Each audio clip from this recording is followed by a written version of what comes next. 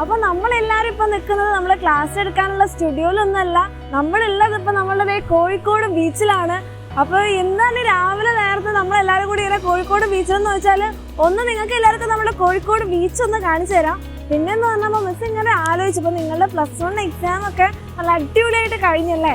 അപ്പോൾ ഇനിയിപ്പോൾ നിങ്ങളെല്ലാവരും ആലോചിച്ചിരിക്കും നിങ്ങളെല്ലാവരും +2 സ്റ്റുഡൻസ് ആണ്. അപ്പോൾ നിങ്ങൾക്ക് പഠിക്കാനൊക്കെ കുറേ ഉണ്ടാവില്ലേ. ചിലപ്പോൾ നിങ്ങളുടെ ഫോക്കസ് ഏരിയ ഉണ്ടോ ഇല്ലയോ എന്നൊന്നും നമുക്കറിയില്ല. അപ്പോൾ ഉണ്ടെങ്കിലും ഇല്ലെങ്കിലും ഒക്കെ നമുക്ക് +1-നെക്കാളും കുറച്ചൊരധികം +2 പഠിക്കാനുണ്ട്. അപ്പോൾ നിങ്ങൾക്ക് ഇതിൻ്റെ കാര്യം പറഞ്ഞു തരാൻ വേണ്ടിയിട്ട് മിസ് ബീച്ചിൽ വന്നൊരു എക്സാമ്പിൾ കാണിച്ചു തരാമെന്ന് വിചാരിച്ചു. അങ്ങനെയാണ് നമ്മളിപ്പോൾ നമ്മുടെ കോഴിക്കോട് ബീച്ചിൽ എത്തിയിട്ടുള്ളത്. അപ്പോൾ നമുക്ക് മിസ്സിൻ്റെ എക്സാമ്പിൾ നോക്കാം.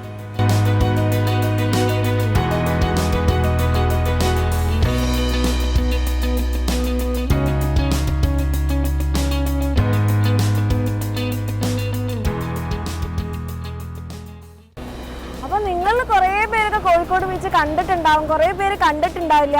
അപ്പോൾ എന്തായാലും ഇപ്പോൾ നിങ്ങൾ കോഴിക്കോട് ബീച്ചൊക്കെ കാണാൻ വരുവാണെങ്കിൽ നല്ല രാവിലെയോ ഏത് നല്ല രാവിലെ ടൈമിൽ അല്ലെങ്കിൽ ഈവനിങ് ടൈമിൽ വരിക. അങ്ങനെ ആകുമ്പോൾ എന്താ നിങ്ങൾക്ക് കോഴിക്കോട് ബീച്ച് നന്നായിട്ട് എൻജോയ് ചെയ്യാൻ വേണ്ടി പറ്റും. ഇപ്പോൾ തന്നെ നമ്മളുടെ സ്റ്റുഡൻസിനൊക്കെ ഒരുപാട് പേരെ കണ്ടു. അപ്പോൾ നിങ്ങൾക്ക് കോഴിക്കോട് ബീച്ച് കാണണമെങ്കിൽ ഏറ്റവും ബെസ്റ്റ് ടൈം ഒന്നുകിൽ രാവിലെ അല്ലെങ്കിൽ ഈവനിങ് വരികയാണ്. അപ്പം മിസ് പറഞ്ഞു വന്ന കാര്യം ഇതല്ല, നമ്മളുടെ +2യുടെ സിലബസ് ഈ കാണുന്ന ഈ മണൽ പോലെയാണ്.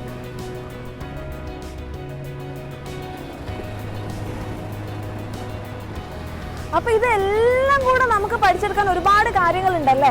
അപ്പം നമ്മളെല്ലാം കൂടെ ഇപ്പോൾ ഈ മണൽ ഇങ്ങനെ എടുക്കുന്ന പോലെ ഇങ്ങനെ പഠിച്ചെടുക്കുകയാണെങ്കിൽ എന്ത് പറ്റും, ഇതിങ്ങനെ പോകുന്ന പോലെ അങ്ങ് പാറിപ്പോവും അല്ലേ. അപ്പോൾ നമ്മൾ എന്താക്കണം, ആദ്യം നമ്മളൊരു സാൻഡ് കാസിൽ ഉണ്ടാക്കുമ്പോൾ നമ്മളെല്ലാം കൂടെ കൂട്ടി ഉണ്ടാക്കില്ലല്ലേ. നമുക്ക് വേണ്ട കാര്യങ്ങൾ എടുത്ത് നല്ല ഫൗണ്ടേഷനൊക്കെ ഇട്ട് അത്യാവശ്യം വാട്ടറൊക്കെ നനച്ചല്ലേ. അപ്പോൾ ആ വാട്ടറാണ് നമ്മളുടെ എക്സാമിനറെന്ന് വിചാരിക്കുക. അപ്പോൾ അതൊക്കെ ഉപയോഗിച്ച് നല്ല ഫൗണ്ടേഷനൊക്കെ ഉണ്ടാക്കി ഒരു നല്ല അടിപൊളിയായിട്ടുള്ള സ്ട്രോങ് ആയിട്ടുള്ളൊരു സാൻഡ് കാസിൽ നമുക്ക് എങ്ങനെ ഉണ്ടാക്കാം. അപ്പോൾ അതേപോലെ ആയിരിക്കും നിങ്ങൾ നമ്മുടെ +2 പഠിക്കാൻ വേണ്ടി പോകുന്നത്.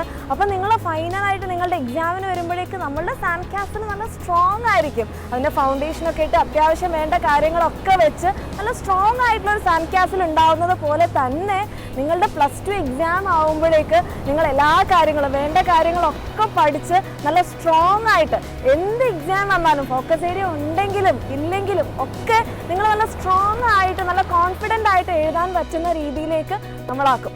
അപ്പോൾ അങ്ങനെയാണ് നമ്മളുടെ ഉയരെ ബാച്ചിൽ പഠിക്കാൻ വേണ്ടി പോകുന്നത്. അപ്പോൾ നിങ്ങൾ ആർക്കും ഒരു ടെൻഷനും കാര്യങ്ങളും ഒന്നും വേണ്ട, ഞങ്ങളെല്ലാവരും ഉണ്ടാവും. ഞാനും അലക്സ് സാറും അലൻ സാറും കിരൺ സാറും പപ്പൻ സാറും വേറെ ഒരുപാട് ഫാക്കൽറ്റീസ് നിങ്ങളെ പഠിപ്പിക്കാൻ വേണ്ടിയിട്ടുണ്ട്. അപ്പോൾ ടെൻഷനും കാര്യങ്ങളൊക്കെ ഉണ്ടെങ്കിൽ അതിൻ്റെ ഒന്നും ആവശ്യമില്ല, നമ്മളെല്ലാവരും നിങ്ങളുടെ കൂടെ തന്നെയുണ്ട്.